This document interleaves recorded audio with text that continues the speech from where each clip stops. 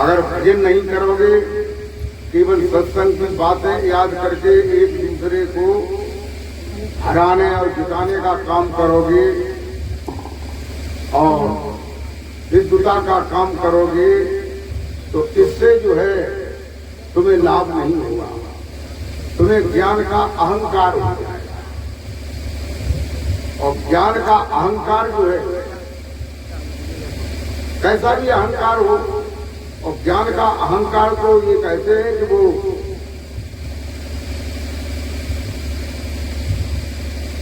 काल निरंजन का जो है भोजन भक्षण है। जिसको अहंकार हो जाता है, गोस्वामी तुलसीदास जी ने एक चौपाई में बताया है। क्या बताया?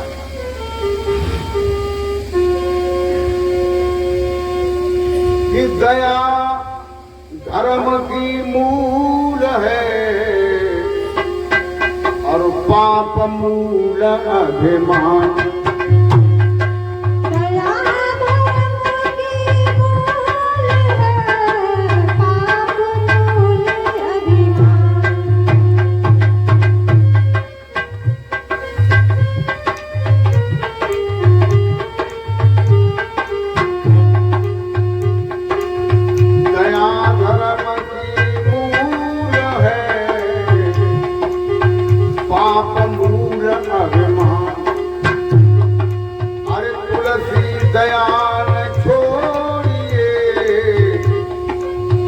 जब लगे घट में प्राण, तुलसिया जब लगे घट में प्राण, तुलसिया जब लगे घट में प्राण, तुलसिया जब लगे घट में प्राण।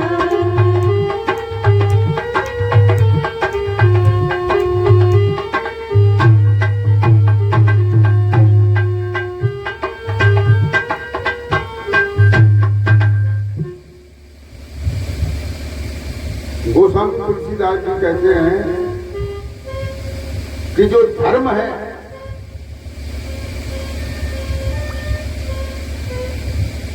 उसके लिए दया जो है उसकी मूल है, जड़ है।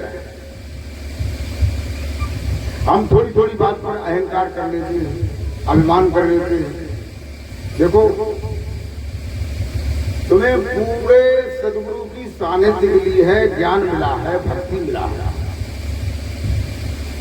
तुम अपने में ये जानते रहो कि मुझे पूरा ज्ञान है और मैं काफी ज्ञान है, अब मुझे कोई हरा नहीं पाएगा। लेकिन फिर भी तुम्हें नम करके ही चलना। अगर ऊंचे होकर के चलोगे तो अहंकार तुम्हारे सिर पे आएगा। ठीक है? कोई गरीब आदमी है और तुम पैसे वाले हो, तो ये नहीं कि तुम पैसे वाले हो तो गरीब आदमी को कमजोर समझ करके उसे लताड़ो, उससे लड़ाई हो जाए थोड़ी सी और तुम जकान लगाओ कानों के, हम तुम्हें अब हिल्ले लगाई देंगे, काय हिल्ले लगाई देंगे, थाने में पैसा दे दिए जाए कि जो अकील वकीलन दिए। तो उससे क्या है, ये भी एक हिंसा है। हिंसा माने हत्या। प्रेम भक्तों, कोई बलहीन है, ताकत से हीन है और तुम्हारे पास ताकत ज्यादा है, तो भी अपने बल का जो है किसी निर्बल आदमी के साथ नहीं करना चाहिए।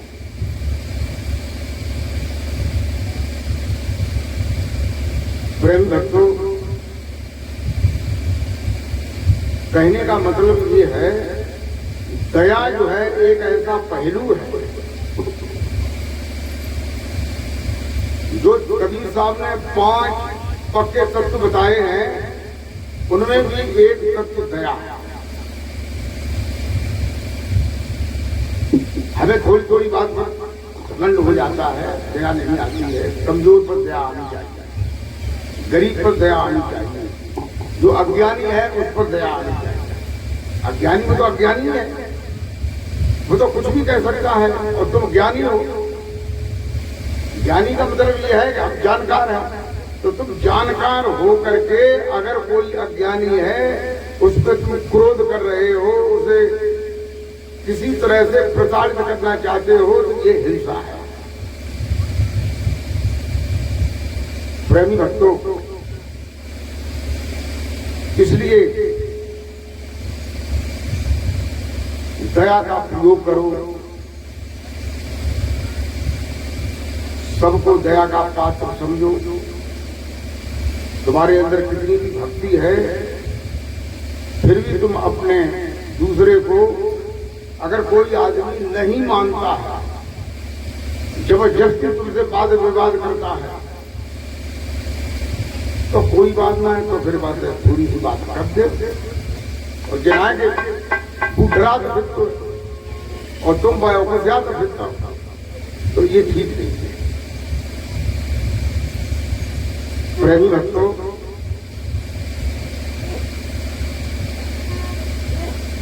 सत्संग जो है दो शब्दों से मिलकर के बना है। ये बात मैं हर सत्संग में रोजाना इस बात को मैं कहता हूं। क्यों कहता हूं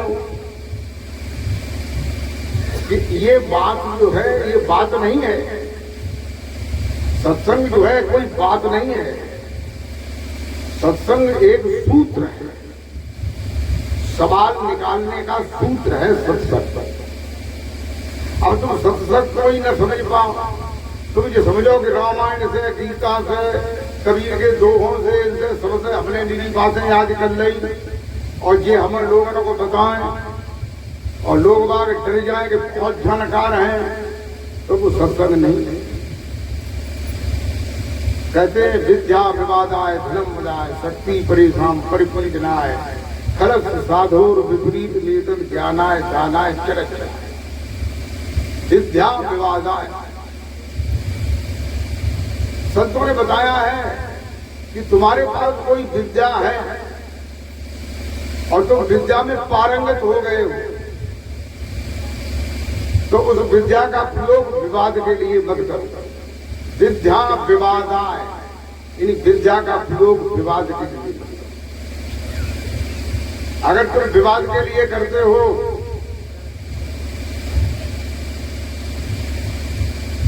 रामायण में तुलसीदास जी ने एक जगह ये भी बताया है कि किसी चीज को तन्मयता से सुनना ये भी एक भक्ति है। और कछु कछु लोग जो ज्ञानी होते हैं, तो कोई बोलने वाला आदमी कहता है किसी बात को, तो बाके भीतर जो है केंच भी धरी है कई तरह, छोटी बड़ी मझोल लंबी चौड़ी खूब लंबी लंबी, उनसे वो बातें भीतर ये काट देते ऐसे जो गलत कहा। तो ये क्या है, अपने को ज्ञानी समझना। कहते हैं कि विद्या विवादाय धनम मदाय। अगर तुम्हारे पास धन है, ज्यादा मात्रा में धन है, तो धन का प्रयोग घमंड के लिए नहीं करना चाहिए कि हमें कल काफी धन है तो हम घमंड करें कि हम पैसा वाले आदमी। ये तो नंगा है, नंगा लुच्चा जाओ खाए। तो ये कहना ठीक नहीं है। शास्त्र के अनुसार शक्ति परेशान परिपरिजना है। अगर तुम्हारे पास बल है हो जाओ, तो ये नहीं कानो कोई कमजोर आदमी हो पाए तुमने उठाओ पटक दो और वो फिर उठो फिर पटक दो, वो जगह पता लगे और हो। तो ये जो है शास्त्रों के अनुसार जो है निर्बल को अपनी शक्ति का प्रयोग करके प्रताड़ित नहीं करना चाहिए। देखो बाद में उत्तर भी दिया है इसमें, कहते विद्या विवादाय धनम मदाय शक्ति परेशान परिपरीतनाय खलस साधोर विपरीत वेतन। खल माने जो दुष्ट हैं, खलस जो दुष्ट हैं वे कैसा करते हैं कि विद्या का प्रयोग विवाद के लिए करते हैं, धन का प्रयोग घमंड के लिए करते हैं, शक्ति का प्रयोग दूसरे को परेशान करने के लिए करते हैं।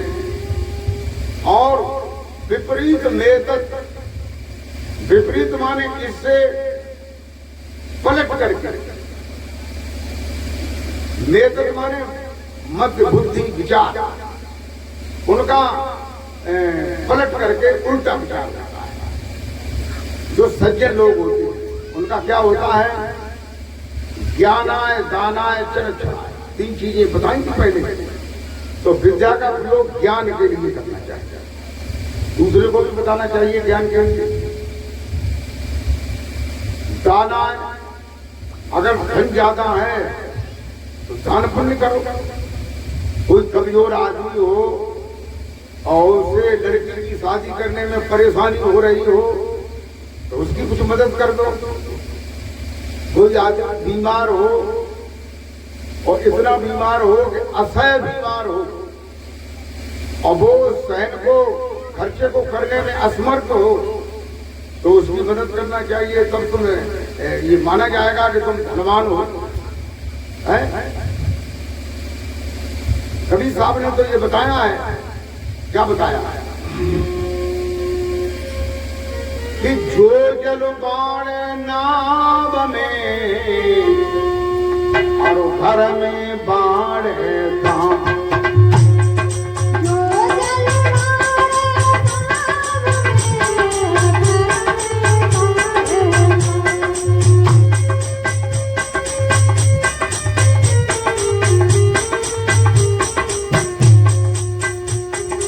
कहते हैं जैसे नाव से यात्रा कर रहे हो, नाव नीचे चटक जाए, फूट जाए, छेद हो जाए, पानी भरने लगे, ऐसे ही घर में दाम आ जाए तो जनाए पहले मछलियां खा रहे हो तो मुर्गा लाके आन लगो, ज्यादा मुर्गा में पैसा ज्यादा लगे। और अंग्रेजी शराब बोतल लाओ कम से कम जो है 2000 की आए, 2500 वैसे शराब जो है हमें तो मालूम है कच्ची शराब तो 100 रुपये की आ जाती है बोतल। और वहां में पूरा नशा हो जाए जिसको रेल जिसको बड़ो नशा। लेकिन जो दुष्ट लोग होते हैं वो पैसे का प्रयोग विचार के लिए, पाप कर्म के लिए इसमें प्रयोग करते हैं। कहते हैं ज्ञानाय दानाय चरक्षणाय। और तीसरा पॉइंट है, अगर बल है तो उसका प्रयोग कैसे करना चाहिए। कोई बलवान आदमी कमजोर आदमी को मार रहा हो, तुम्हारे अंदर ताकत है तो तुम्हारा ये दायित्व है कि तुम बीच में जाकर के उन लोगों को फटकारो। अरे भाई क्यों लड़ रहे हो, क्या बात है, हमें बताओ क्या बात है। तो उसका समझौता करो, तब तो बढ़िया है। कोई लड़की जा रही हो, कोई बार भंडी लड़के जो है उसकी छेड़छाड़ कर रहे हो, उससे गलत बातें कर रहे हो, तुम्हारे भुजाओं में बल है तो ऐसे लोगों को तुम प्रताड़ित करो, रोको और उन्हें समझाओ कि घर में तुम्हारे भी बहन होगी, तुम्हारी बुआ होगी, तुम्हारी माँ चाची होगी, उनसे तुम ऐसी बातें करते हो जैसी तुम यहाँ कर रहे हो। तो ये धर्म किसका है, दया का और सज्जन लोगों का। कहते हैं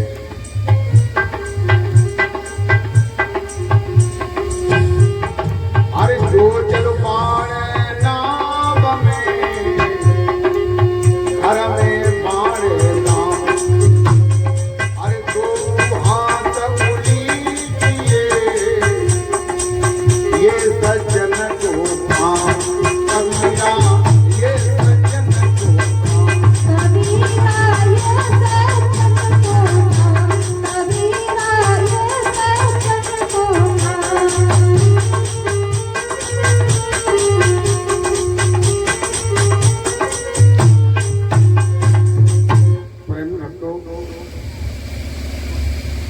कहते हैं, कबीर साहब कहते हैं, घर में दाम ज्यादा बढ़ जाए तो उलीचिए का मतलब जनाए के तो मकानो खरंजा पे पैसा डालते फिरो, या बिना बाय खाना जो है मनियाता पकड़ा तो फिरो।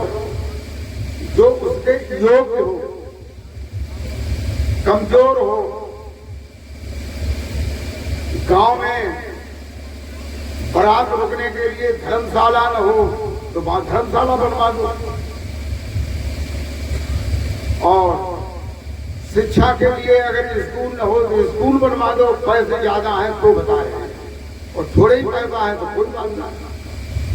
संत महात्माओं को भोजन करवाओ, उनको वस्त्र दान दो, ये बताते हैं। प्रेमी भक्तों, जनाए पैसा ज्यादा तुम चौराहे विस्तार ठोंक के इधर तो फिरोगे, आ जाओ गांव में कोई होए हमें बराबर तो ये बढ़िया बात है। प्रेमी भक्तों, वहीं पर आ जाइए। सत्संग शब्द जो है दो शब्दों से मिलकर बना है। एक शब्द है सत्य और दूसरा शब्द है संग। क्या है? संग। यदि दोनों का अर्थ लगाते हैं तो ये बन जाता है, ये भाव बनता है कि हम सत्य का संग करें। अब हमें सत्य का ही ज्ञान नहीं है तो हम संग करेंगे किससे? जब सत्य का ज्ञान नहीं है तो हम संग किससे करेंगे? ये तो ऐसी बात हो जाती है कि एक गांव में एक वैद्य जी आए, एक गांव में, बड़ा सा गांव था, उनके पास बहुत से लोग आए, अपनी अपनी लोगों ने बीमारियां बताई। एक सज्जन आए, उनके सर्दी रहती थी हमेशा, जुकाम बना रहता था। वे वैद्य से गए, बैठे, उन्होंने कहा कहिए कैसे आए? उन्होंने कहा आज कहा हमें सर्दी बनी जाती है। अच्छा, लेकिन 12 मास आते हैं 3-4 साल का। तो वैद्य ने कही केसर खाना ठीक हो जाएगा। केसर खाने के लिए बताया उन्हें, केसर खाना ठीक हो जाएगा। धीरे धीरे वो चले गए। एक महिला आई, उसके 3 बच्चे थे, उसका पति मर गया था, तो वो भी पास में आई। वैद्य ने कहा बताओ बेटी क्यों आई हो? ये आई का हमारे पति खत्म हुई है, उन्हें 2 साल हुई नहीं, उनको जो भी कमाओ घमाओ 2 रुपए खाए रहे थे, अब खत्म हो जाते, अब हम क्या करें? हम बहुत दुखी हैं, हमें कोई रास्ता बताओ। वैद्य तो वैद्य ने ये बताया कि बेटा अब तो एक ही रास्ता है कि भजन करो। तो उन्होंने कहा ठीक है। वैद्य चले गए। फिर जो केसर खाने के लिए जिनको बताया तो फिर ने बाल रखाए गए। यानी केस माने बाल भी होता है, और केसर एक तत्व होता है जो ताकत देता है, गर्मी देता है, जो हनुमान जी ने खाया था। तो उन्होंने बात को समझ नहीं पाया, तो उन्होंने बाल रखा दिए। अब वे हलाओ करें ठंडे में तो पानी जो है बांध में भर जाए, बड़े बड़े बांध में, बहुत देर बाद सूखे तो सर्दी और ज्यादा बढ़ी गई, कपसंदी हो गई। अब तो रोटी खाते पे नाक चोर पड़े और बहुत परेशानी हो, आंख से आंसू आए, खांसी होने लगे, खांसते जो है उल्टी हुई जाओ करे, बहुत दुखी हुई है। और वे आती जो एक महिला भक्त थी, तो उनसे कई भाई जी ने कि तुम भजन करना, तो उनके मोहल्ला में वो भजन लाल होते, भजन लाल उनके गेट लगे तो है या कभी लगा तो फिर संध्या को लगे ढिया कहीं पे दादा हमारे तो वे मर गए, अब तुम हमारे घरे आए जाओ, या हम तुम्हारे घरे आ जाए। तो मैंने कही ठीक है। तो वे उनको बैठ गई। 4 साल है भाई, 3 लड़का उनसे हंसे, 3 लड़का और उनसे हो गए। अब वे 6-7 साल बाद बैतडी गए तो और लोग आए देखने के लिए, बातचीत करने आए। वे फेस गिरने रखाए ले तो वे आए दिल्ली की कहो क्या हालचाल है, क्या हालचाल का बहुत बेहाल। अब तो नट हुए पड़ते हैं और फांसी होते हैं, उल्टी हो जाती खांस शरीर को विशेष ही प्रभाव कब सन्नी हुए के अब ऊपर पड़ गए। तो कितनी खाई उन्हें कहा कि केसर कहा मैंने खाई कि फिर क्या अपन जनाए कहीं जानो केसर खाना, तो हमने जो बार रखाए थे कभी तुमने समझ रहा है भाई, तुमने बात को समझ नहीं पाया। फिर वो महिला आई, 3 लड़के उसके पहले के थे बड़े बड़े, एक लड़के को गोदी में लिए थे, एक लड़का खेत में चल के फिर गए। अम्मा को देख के चिल्लाने लगो आने लगो कि अम्मा कहाँ जाती हो, हगे फिरे। तो बैठी ने कही ये बाल बच्चा जी न तो उन्हें कही आप नहीं करेंगे दुकानों तो भजन कर लीजिए। तो हमने भजन जो है मैंने तो सही से कर गए। ये 3 बच्चा पहले गए, 3 बच्चा भजन लाना थे। तो कहने का मतलब ये है कि किसी बात को पहले समझ। मैं ये कहता हूं कि सत्संग क्या है, सत्संग का मतलब है सत्य का संग करें। क्या संसार में जितने भी मत धर्म पंथ सिद्धांत सब सत्य का संग कर रहे हैं? लोग सत्य को जानते भी नहीं है कि सत्य क्या है।